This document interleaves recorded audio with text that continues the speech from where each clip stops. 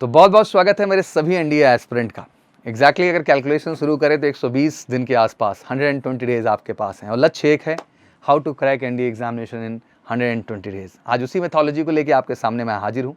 वो सारी स्ट्रैटेजी और प्लानिंग मैं आपको बताऊंगा जो एक कॉम्पिटिटर के तौर पे आपको कितनी मदद करेगी एनडीए एग्जाम में आपकी सफलता को सुनिश्चित करने के लिए। एनडीए एग्जाम बहुत बड़ा टारगेट नहीं है बेटा, बस ज़रूरत एक सही स्ट्रैटेजी, सही गाइडेंस और खुद पे भरोसे की है। और मुझे लगता है कि वो चीज़ आप बेहतर ढंग से लेके चलते हैं तो आप एनडीए में ज़रूर अपनी सफलता तय कर पाएंगे। आइए इन कुछ मेथड्स को आसान भाषा में समझते हैं। सबसे पहली चीज़, अगर हम पूरी प्लानिंग को देखें अगर आज के हिसाब से, तो मुझे लगता है कि 3 फेज में चीज़ों को बांट लेते हैं। पहला फेज जो कि किक ऑफ टाइम हम लोग बोलते हैं कि मतलब इस समय बिल्कुल किक मारना है गाड़ी में और स्टार्ट करके बढ़ लेना है तेज़ी के साथ, बिना किसी ब्रेक के, बिना कहीं रुके हुए। ये बड़ा ज़रूरी है।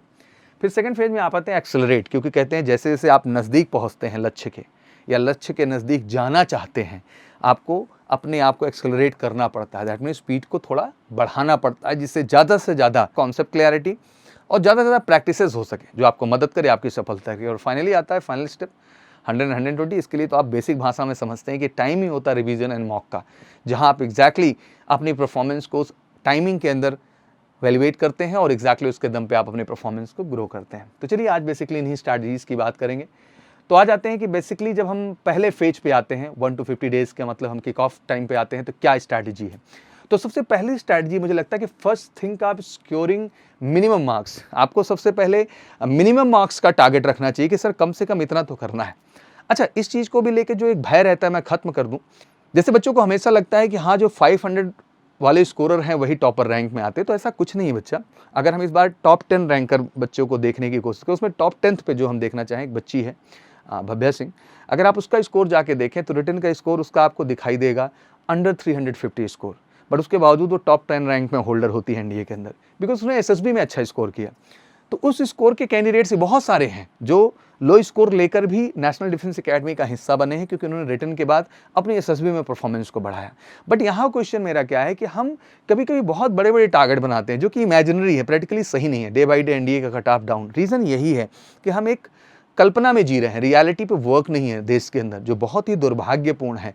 रियल कॉन्सेप्ट पे काम होना ज़रूरी है। First thing of securing minimum marks. Math ज़्यादा लक्ष्य मत बनाओ यार, 120 मार्क्स का लक्ष्य आप रख लो बस।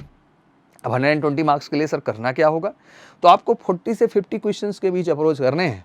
अगर आप इतना कर लेते हैं तो ईजिली आपका स्कोर 120 मार्क्स का होगा। और मुझे लगता है 120 में इतना करना आसान है। पहला लक्ष्य कि सर अप टू 50 क्वेश्चंस करने में मैथ में कैपेबल हूँ, और इतना आप करते हैं तो आप श्योर शॉट है। सेकंड, जीटी कंडीशन में जाते हैं, यहाँ थोड़ा सा कंफ्यूजन हुआ है। मैं आइडियली मान लेता हूँ कि आपने 60 क्वेश्चन टारगेट कर लिए। 60 का मतलब हुआ 4 से करते हैं तो 240 मार्क्स हो गए। अब 240 में 120 जोड़ दीजिए तो आपका 360 का स्कोर बन जाता है। दैट मीन आप फाइनली मेरिट इन हैं।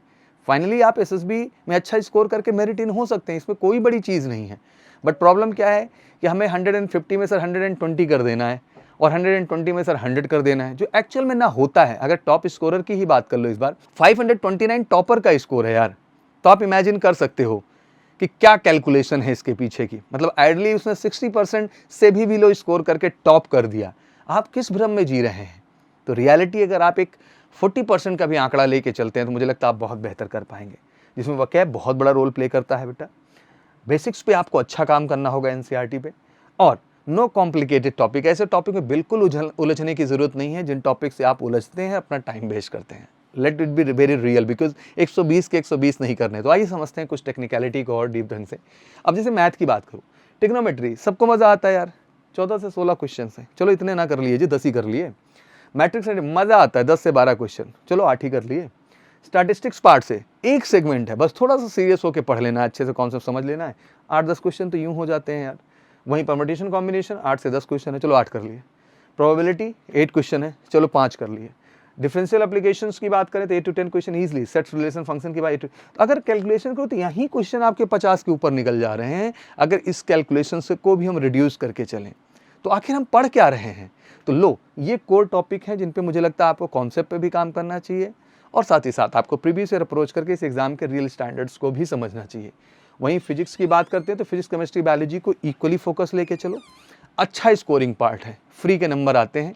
जनरल साइंस है, बट हमारा क्या होता है कि हम इस पर ध्यान ही नहीं देते एकदम, और इस चक्कर में हमारा स्कोर गड़बड़ होता है। तो हर चीज़ का रोल है, इस पर भी ध्यान दीजिए। बाकी जीके जीएस में इसमें बिल्कुल आपको कॉन्सेप्ट अच्छे से पढ़ना होगा और प्रीवियस ईयर क्वेश्चंस के आधार पे अपने आप को डेवलप करना होगा। तो ये बेसिकली मेथोलॉजी और इन सब चीज़ों को मदद करने के लिए लगातार जो हमारा स्पेशल चैनल है MKC NDA सीरीज, जो कमीशन लोगों का चैनल है, उसको सब्सक्राइब भी कर लें अगर अभी तक नहीं किए। डेली हम आपकी लाइव क्लास लाते हैं यहाँ पे, मैराथन टाइप की, सुबह शाम को 7 बजे से लेकर रात 10-11 बजे तक।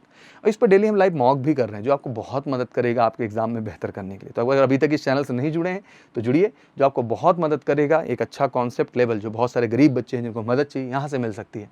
साथ ही साथ सेकेंड फेज में जो हमारा टारगेट है उसमें ज़्यादा से ज़्यादा PIQ की ओर बढ़ना है। मोर कंटेंट, दैट मीन हमारा जो कॉन्सेप्ट है उस पर और डेप्थ हमें जाना है, जिससे हमारी पकड़ बन जाए। और इसमें जनरल अवेयरनेस पे भी आपको ठीक ठाक काम करके चलना होगा फेज 2 की जब हम बात करें। फाइनली थर्ड स्टेज में तो 2 ही बात मैं कहता हूँ, revision time and finally mock. ये 2 चीज़ें ऐसी हैं जो आप में एक रियल कॉन्फिडेंस लाती हैं और एग्जाम के रियल पैटर्न से आप रूबरू होते हैं। और लास्ट टाइम इससे अच्छा कुछ होता नहीं, क्योंकि यही रियल स्कोर का आपका तरीका होता है और यही आपको एक्चुअल रियल कॉन्फिडेंस देता है आपके एग्जाम में बेहतर कर पाने का। तो वाकई में ये जो पॉलिसीज़ हैं, ये जो मेथोलॉजीज़ हैं, जब आप MKC कैंपस का हिस्सा बनेंगे तो सारी चीज़ें आपको रियल तरीके से हम लेके चलेंगे।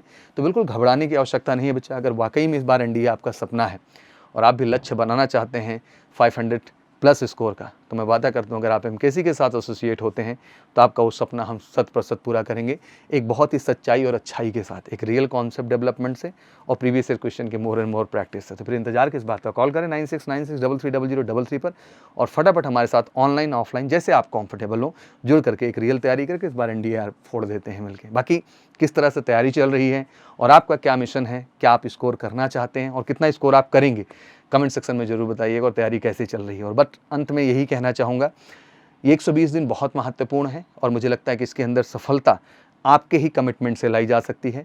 और मैं चाहता हूँ कि MKC ने तो कमिटमेंट कर दी है, अगर हमारे साथ आपने कमिटमेंट कर दी तो श्योर शॉर्ट स्कोर हम 500+ ले जाएंगे। तो wish you all good luck. Thank you so much. जय हिंद, जय भारत।